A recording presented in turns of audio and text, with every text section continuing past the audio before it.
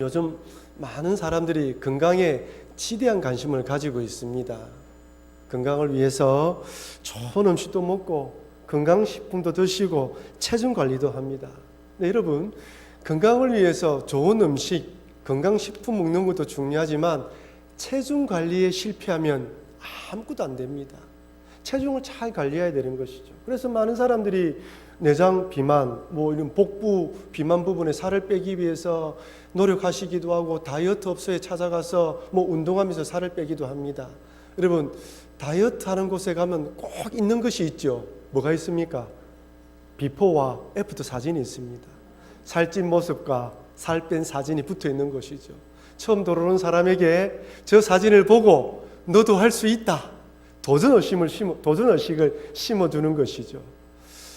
성형수술을 하려고 이런 성형외과에 가보면 거기도 사진이 붙어 있습니다.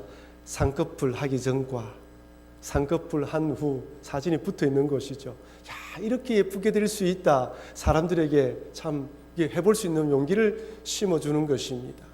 여러분, 신앙에도 반드시 비포와 애프터가 있어야 돼요. 예수 믿기 전과 예수 믿고 난 후에 삶이 달라져야 됩니다. 물론 사람마다 이게 변하는 속도는 달라요. 그러나 빨리 변하든 적게 변하든 반드시 변화가 있어야 됩니다. 요즘 집집마다 애완견이나 이런 동물들을 키우는 사람들이 참 많습니다.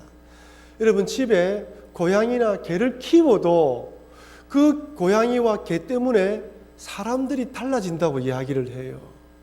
그런데 하나님을 모시고 우리가 살아가는데 우리 인생 가운데에 이렇게 달라지는 모습이 없다면 우리가 하나님은 잘못 믿고 있는 것은 아닌지 우리 자신을 돌아봐야 됩니다. 신앙에도 반드시 비포와 애프터가 있는 것이죠. 오늘 본문 아브라함의 모습을 바라보면 우리 다음번에 살펴볼 창세기 22장에 아브라함이 이삭을 드릴 만큼 믿음의 사람으로 변했는데 오늘 본문을 보면 그의 준하는 정말 획기적으로 변한 아브라함의 모습을 발견하게 됩니다. 이전의 아브라함 모습과 확연히 다른 것이죠. 아브라함이 창세기 12장에 하나님의 부름을 받고 가나안 땅에 들어와서 살아가지만 창세기 22장까지 아브라함의 모습은 정말 믿음의 사람이라 말하기에 부끄러운 부분이 많았습니다. 물론 믿음의 용기를 가진 부분도 있었지만 곳곳에서 참 믿음 없다 이런 소리를 들을 만큼 신앙생활을 했던 거예요. 아내를 2번씩이나 누이라고 속이면서 자기 목숨을 부지하려고 했죠. 하나님께서 자식을 주겠다고 몇 번이나 약속했음에도 불구하고 종을 장자로 삼으려고 하고 양자로 삼으려고 하고 또한 하갈에서 이스마엘을 낳기도 합니다. 도저히 하나님의 말씀 믿어지지 않으니까 자기 힘으로 해보려고 하는 것이죠. 그런데 이런 아브라함이 오늘 본문에 와서는 확연히 변한 사람이 되었습니다. 사실 오늘 본문 앞장 창세기 20장에서는 그랄 땅으로 이주한 아브라함이 2번째로 아내를 누이라고 속인단 말이에요. 그리고 이삭을 낳고 이스마엘을 쫓아내고 오늘 21장에 들어와서 마지막 부분에 아비멜렉이 아브라함을 찾아와서 평화협정을 맺자고 제의를 합니다. 아비멜렉 왕, 아브라함에게 왜 당신이 그렇게 참 믿음 없는 행동을 했냐고 책망했던 아비멜렉 왕이 찾아와서 아브라함에게 내가 당신을 바라보니까 하나님이 당신과 함께 있는 것을 내가 보았다 라면서 평화협정을 맺자고 찾아오는 거예요. 저는 오늘 본문의 말씀을 통해 2가지를 살펴보려고 합니다. 어떻게 아브라함이 이렇게 변화되었을까라는 부분과 그리고 구속사 관점에서 오늘 이 본문이 얼마나 중요한지 살펴보면서 은혜를 나눠보도록 하겠습니다. 먼저 이 변화에 대해서 사람들에게 말씀을 드리면 여러분들 말씀을 들으면서도 한결같이 마음속에 사람은 잘 변하지 않아. 절대 변하지 않아. 이런 생각을 가집니다. 예, 그렇습니다. 사람은 정말 변화되지 않습니다. 참 힘들어요. 어떤 사람은 내 기질이 어떻다. 뭐 우울질이다, 다혈질이다. 또 어떤 사람은 혈액형 이야기하죠. 나는 A형이다, B형, 소심한 A형이다, 뭐 B형이다 이야기하면서 이런 변명도 하기도 합니다. 어떤 사람은 나는 뭐 다혈질이기 때문에 화를 내지 않으면 나는 죽을 것 같아서 화를 내지만 뒤끝은 없다고 말은 합니다. 본인은 뒤끝은 없는데 이 말 들은 사람은 상처가 남아서 오래 가는 것이죠. 하나님께서는 우리들에게 말에 실수가 없어야 한다고 반복해서 말씀합니다. 야고보서 3장 2절 말씀을 같이 한번 읽어볼까요? 우리가 다 실수가 많으니 만일 말에 실수가 없는 자라면 곧 온전한 사람이라 능히 온몸도 굴레 씌우리라.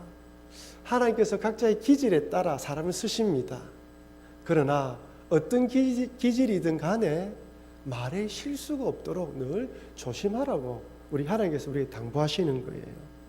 제가 기질을 무시하는 것은 절대로 아닙니다. 만약 내가 어떤 기질의 사람이라는 것을 안다면 내 기질 부분의 장점 부분을 부각시키고 단점 부분들은 어떻게 해요? 그걸 고쳐나가야 되는 거예요. 어떤 분은 너무 좋은데 그 한 가지 그 단점되는 그 부분이 그 장점의 모든 부분들을 이렇게 없애게 만드는 그런 분도 있어요. 그래서 나의 이 부분들이 단점이라고 생각한다면 고쳐나가는 몸부림을 쳐야 됩니다.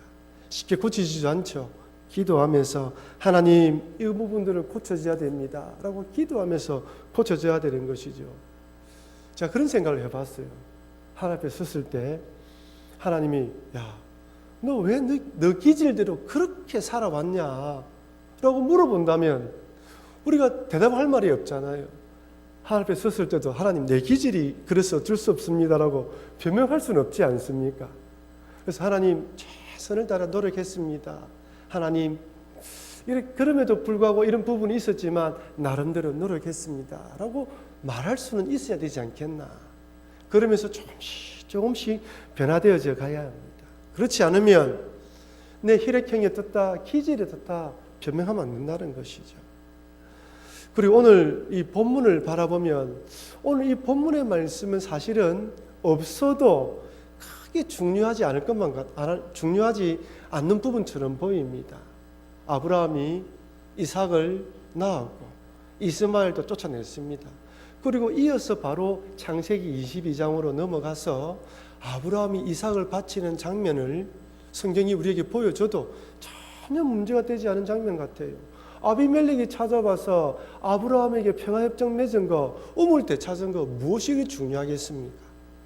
하지만 오늘 본문은 두 가지 우리에게 중요한 영적 교훈을 주는데, 첫째, 아브라함이 하나님께 이삭을 바치는 시험을 하기 전에 이방 사람들, 세상 사람들한테 그의 신앙이 증명되었다는 거예요. 믿음은 하나님 앞에서 우리의 믿음을 증명받지만은 우리의 믿음은 믿지 않는 사람들에게 증명되어지고, 그렇게 증명되어질 때 하나님이 시험하는 그런 믿음의 사람이 된다는 거예요. 아브라함이 한순간에 이렇게 이삭을 드릴 만큼 믿음의 사람이 된 것이 아니라 오늘 본문의 말씀처럼 하나님과 동행하는 것을 이방인 아비멜렉 왕이 봄으로써 이만큼 아브라함의 신앙이 성장하고 있고 변화되어 있고 진보되고 있다는 것을 보여주는 거예요. 두 번째로, 아브라함은 가나안 땅에서 처음으로 자기 이름으로 된 소유된 우물을 가지게 되었습니다. 여러분, 하나님께서 아브라함에게 창세기 12장에 뭐라고 약속하십니까? 무엇이라 약속하십니까? 땅을 주겠다, 자손을 주겠다, 복의 근원이 되게 하시겠다 약속하셨죠. 창세기 21장에 결국 경수가 끊어진 아내 사라를 통하여 이삭이 태어나게 하시면서 그 약속이 이루어지는 단초를 보게 되었고, 또한 가나안 땅에서 자기 이름으로 된 우물을 가지게 함으로써 하나님 약속이 어떻게 해요? 이루어지고 있다는 것을 우리에게 보여주는 거예요. 우리가 보기에는 하나님 약속의 말씀이 성취되지 않은 것처럼 보이지만 하나님 어떻게 해요? 하나님의 계획 따라, 하나님의 약속의 방법에 따라, 하나님의 시간에 따라 조금씩 이루어가고 있음을 우리에게 보여주는 것입니다. 이런 관점에서 오늘 본문은 너무나 중요한 말씀이라는 것입니다. 먼저 아브라함이 어떻게 변화되어지는지 살펴보도록 하겠습니다. 오늘 본문을 보면 그랄 왕 아비멜렉과 군대 장관 비골이 찾아와서 이렇게 말합니다. 창세기 21장 22절 같이 읽겠습니다. 그때에 아비멜렉과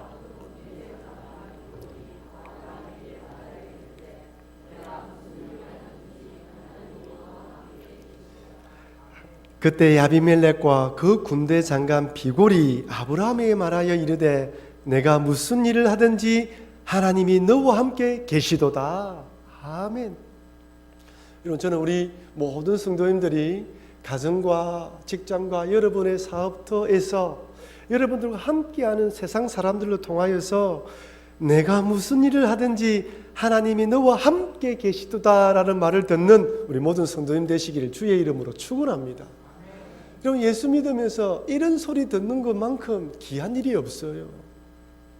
야, 저 사람 바라보니까 진짜 하나님 계시는 것 같아. 야, 저 사람 바라보니까 하나님 없는 것 같아. 이런 것이 아니라 저 사람 바라보니까 진짜 하나님이 저 사람과 함께 있어.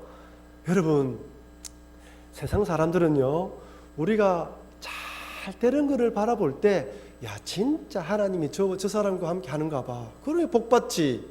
이렇게 칭찬받을 뿐만 아니라 힘들고 어려울 때, 참 망하는 순간 가운데서도 불평하지 않고 입을 꼭 다물고 주님 바라보며 기도하면서 그 자리를 지킬 때도 세상 사람들은 야, 저 사람 참 대단하다. 진짜 하나님 믿는 사람이네 라고 우리를 바라봅니다. 그래서 여러분, 잘 되든 못 되든 그 가운데 하나님을 바라보고 달려가는 것이 중요하다는 것이죠.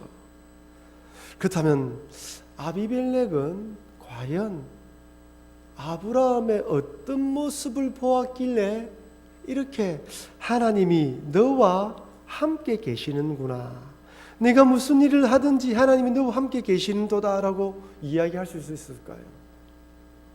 첫 번째는 제가 방금 말씀드린 대로 아브라함이 참 잘 된 것 같아요. 거부가 된 것 같아요.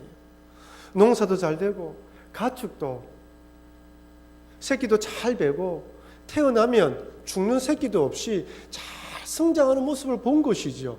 야, 저 사람 바라보니까 무엇을 하든지 복을 받는다. 정말 아브라함이 믿는 하나님이 함께하는구나. 참 그런 생각을 가진 거예요. 그만큼 아브라함이 믿음으로 날려갔다고 할 수 있는 것이죠. 근데 여러분, 두 번째로 부자라고 사람들에게 존경받는 것은 아닙니다. 우리 사이에 부자들이 많습니다. 재벌이 많습니다. 그 재벌 가운데 모든 사람들이 야, 존경한다고 말하는 것은 아닙니다. 부자이기 때문에 부러워해도 존경받기 위해서는 그들의 삶이 존경받을 만한 삶을 살아야 되는 거예요.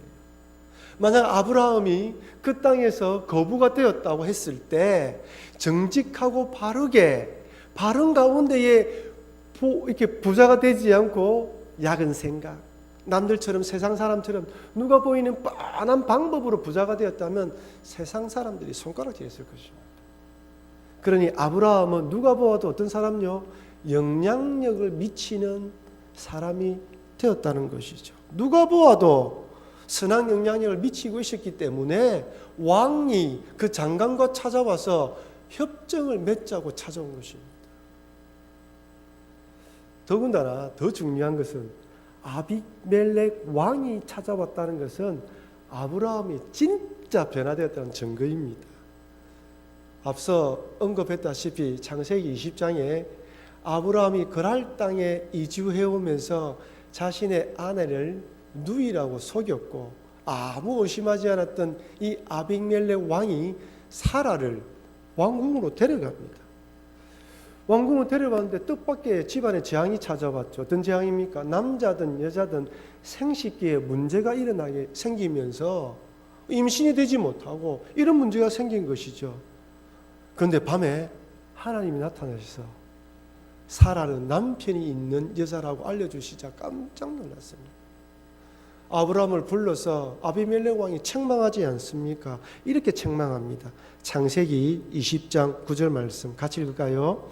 아비멜렉이 아브라함을 불러서 그에게 이르되 내가 어찌하여 우리에게 이렇게 하느냐 내가 무슨 죄를 내게 범하였기에 내가 나와 내 나라가 큰 죄에 빠질 뻔하게 하였느냐 내가 합당하지 아니한 일을 내게 행하였도다 하고.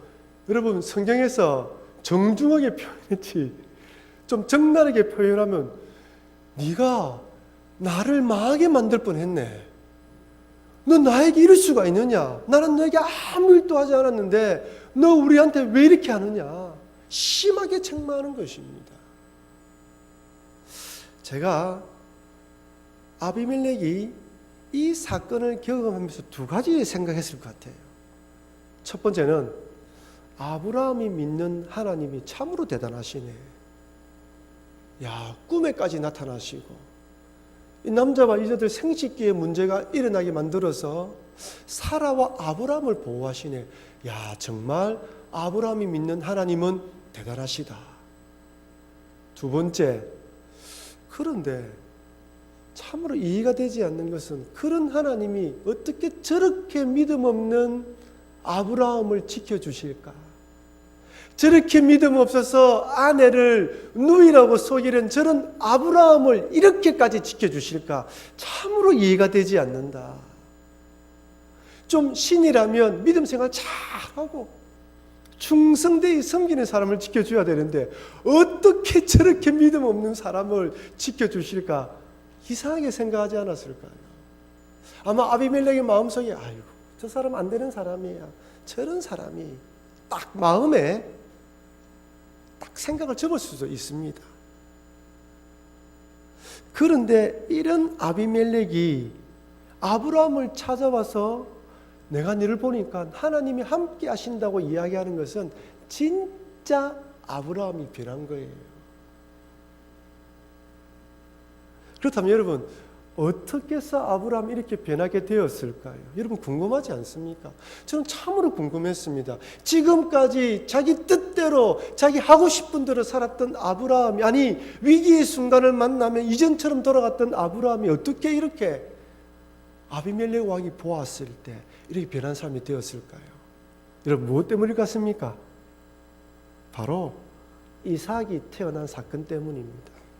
생물학적으로 더 이상 임신이 불가능한 아내 사라에 의해서 아들 이삭이 태어나는 것을 보면서 자기의 불신앙을 내려놓은 것입니다. 그렇다고 이삭이 태어났다는 그 기적 때문에 아브라함이 변했다는 것이 아니라 지금까지 하나님께서는 아브라함의 믿음이 흔들릴 때마다 찾아오셔서 격려하시고 붙들어 주셨습니다. 아내를 누이라고 속일 때는 직접 개입해 주셨어요. 두 분 다 개입해 주셨습니다. 하지만 이렇게 하나님께서 도와주심에도 불구하고 찾아오시는 하나님을 믿지 못하고 인간적인 방법을 동원해서 자식을 낳았고 또 아내를 반복해서 속였음에도 불구하고 이젠 경수가 끊어진 아내를 통하여서라도 이삭을, 약속의 자녀 이삭을 주시는 그 하나님 사랑을 경험하면서 자신의 생각을 내려놓은 거예요. 25년 동안 자신은 약속을 받았지만 불순종했는데 그럼에도 불구하고 25년 동안 변함없이 자기를 사랑하시면서 쫓아오시는 사랑의 하나님을 딱 만났던 것입니다. 그 아들 이삭을 보면서 나는 하나님을 믿지 못하지만 하나님은 끝까지 나를 붙들어 주시는구나. 그것을 깨달았던 거예요. 나는 믿음이 없고 부족하지만 이런 나를 인도하시는 사랑, 그 하나님의 사랑에 감복하지 않을 수 없었던 것이죠. 어느 목사님께서 하나님에 대해서 우리 하나님은 추격하시는 하나님이시다라고 말씀하셨습니다. 한번 따라가요. 하나님은 추격하시는 하나님이시다. 우리를 쫓아와서 복수하고 보복하려고 추격하시는 것이 아니라 사랑으로 추격하시는 거예요. 우리는 하나님의 사랑을 떠나서 내 마음대로 살아가려고 하는데 우리 하나님은 사랑으로 끝까지 따라오셔서 우리를 붙잡아 주십니다. 야곱이 아버지를 속이고 도망가잖아요. 베델에 아무도 없는 곳에 혼자 잠자고 있는데 하나님이 사닥다리 환상을 보여주십니다. 거기까지 하나님 추격해 오시는 거예요. 야복 강가에서 내 뜻대로 살아온 야곱이 죽자 사자 씨름하고 있는데 하나님께서 씨름하면서까지 찾아오시고 끝까지 쫓아와서 우리를 변화시키기 원하고 우리가 변화되어서 믿음의 사람으로 살아가기 원하셔서 끝까지 쫓아오시는 분이 우리 하나님이십니다. 아브라함이 그 하나님의 사랑을 깨달은 거예요. 사랑하는 성도 여러분, 우리 하나님은 지금도 여전히 25년 동안 아브라함을 추격하시며 따라오셨던 그 하나님께서 우리 평생에 우리를 쫓아오시면서 우리에게 내가 너를 사랑한다 말씀하십니다. 목사의 설교를 통하여서, 그리고 여러분 사랑방에서 성교로 나눔의 교제를 통하여서, 아니면 옆에 주변에 있는 사람들의 격려를 통하여서 하나님이 나를 사랑하시는구나 라고 깨닫게 해주십니다.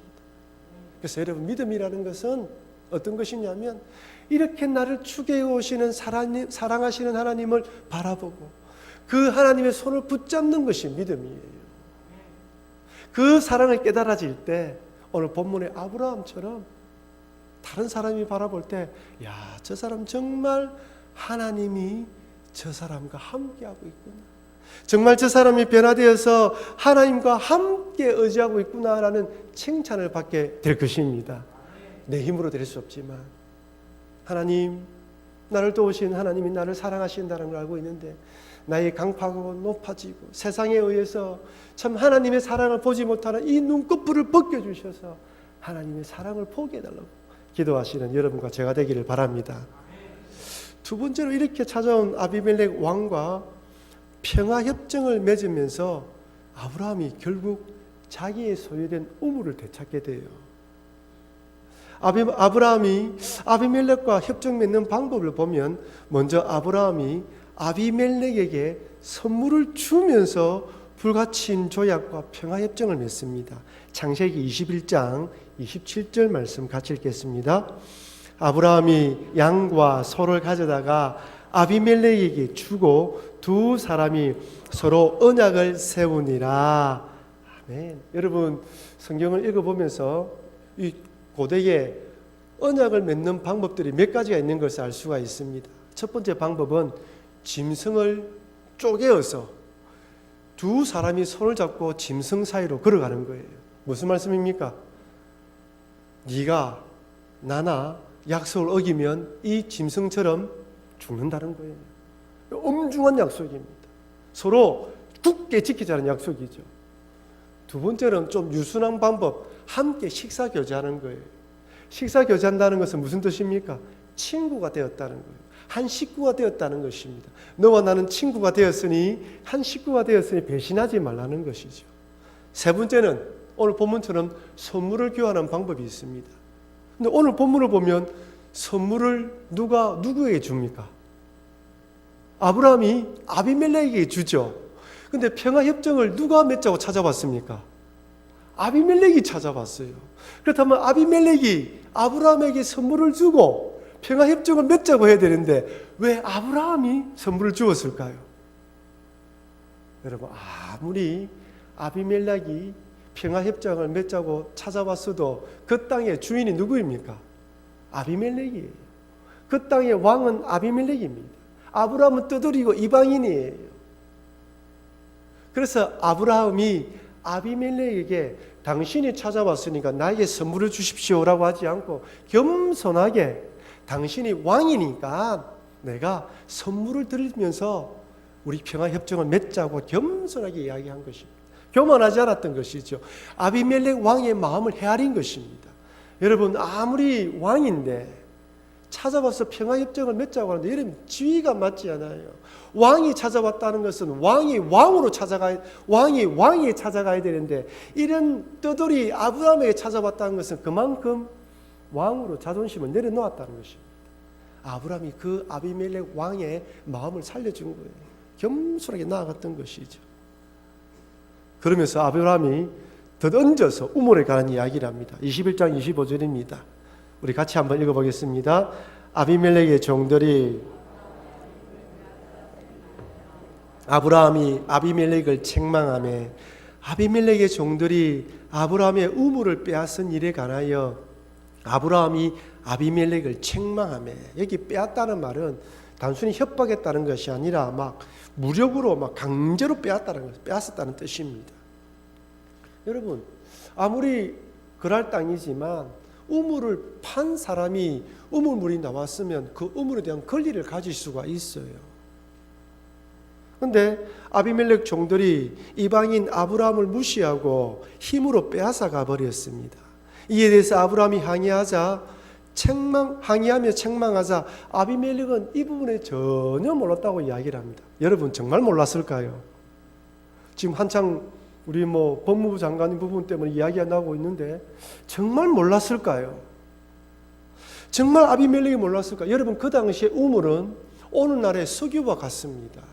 우물 하나 발견됐다는 것은 그 지방에 큰 경사로운 일이에요. 그 보고가 아비멜렉 왕이 안 들어갔겠습니까? 들어갔을 거예요. 무시한 것이죠. 저 정도 아브라함의 이방인 정도는 무시해야 되겠지라고 생각한 것이죠. 아마 아브라함이 이 우물을 빼앗겼을 때 얼마나 가슴이 아팠을까요? 내가 힘만 있었다면, 내가 능력만 있었다면 빼앗기지 않았을 것인데, 여러분, 누구한테 이야기한다고 받아들이겠습니까? 가재는 개편이라고 자기 동족의 말을 들었겠죠. 아무리 이야기해봤자 들어주지 않으니 아브라함이 이야기하지 않았던 것입니다. 벙어리 냉가슴 앓듯이 마음으로 삭힐 수밖에 없는 것이죠. 여러분, 우리도 살아가다 보면 이런 일을 많이 당합니다. 예수 믿기 때문에, 또는 힘이 없기 때문에, 참 어리기 때문에 나도 모르게 손해봐야 되고 가슴에 응어리질 때가 많아요. 이야기한다고 들어주는 사람도 없습니다. 세상의 권력과 힘을 가진 자들을 위해 손해볼 때도 있는 것이죠. 근데 오늘 본문을 보십시오. 아브라함이 믿음 안에서 하나님과 동행하고 하나님을 바라보자 아비멜렉이 찾아와서 평화협정을 맺을 뿐 아니라 억울했던 것을 털어놓을 수가 있었어요. 그러면서 어떻게 됩니까? 평화롭게 왕과 협정을 맺으면서 그 우물을 되찾게 됩니다. 강제적으로 쟁취하면서 싸우면서 빼앗지 않아도 하나님의 때가 되자 하나님께서 되찾게 만들어주신 것이죠. 아브라함은 아비멜렉에게 이 우물을 자신의 것으로 삼기 위해서 확실하게 재물을 주고 그 우물을 자기 것으로 등재합니다. 그러면서 그 지역의 이름을 부엘세바, 즉 일곱의 우물, 맹세의 우물이라는 뜻으로 이름을 바꿉니다. 그것이 부엘세바예요. 여러분, 우리나라의 끝이 어디입니까?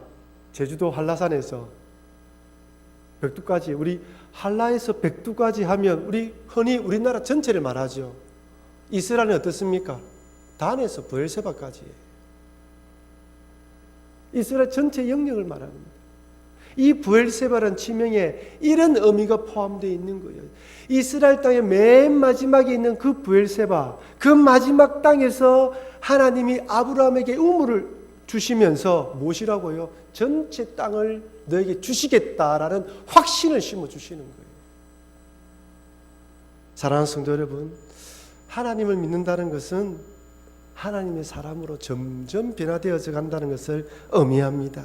그리고 그 변화는 내 힘으로 되어지는 것이 아니라 어떤 하나님요? 추격하시는 하나님의 사랑에 감복되어 점점점 변화되어지는 것입니다. 하나님으로부터 약속은 받았지만 믿음이 약하여 두려워하고 흔들렸던 아브라함. 그래서 내 힘으로 아들을 낳기도 하고 아내를 2번씩이나 누이라고 속였던 아브라함이 경수가 끊어진 자신의 아내 사라를 통해서라도 아들을 주시는 그 하나님의 사랑에 감복되어져서 모든 걸 내려놓고 하나님을 의지하는 믿음의 사람으로 변화되어져 가고 있습니다. 그리고 이 모습을 본 아비멜렉 왕이 찾아와서 평화협정을 맺고 빼앗겼던 우물도 되찾으면서 하나님의 약속이 성취되는 것을 보여주십니다. 그러니 여러분, 이렇게 아브라함을 사랑하시던 그 하나님께서 여전히 우리들도 사랑하신다는 걸 잊지 마시고 그 하나님의 사랑을 깊이 깨달아 점점점 변화되어져 가시는 여러분과 제가 되길 주의 이름으로 축원합니다.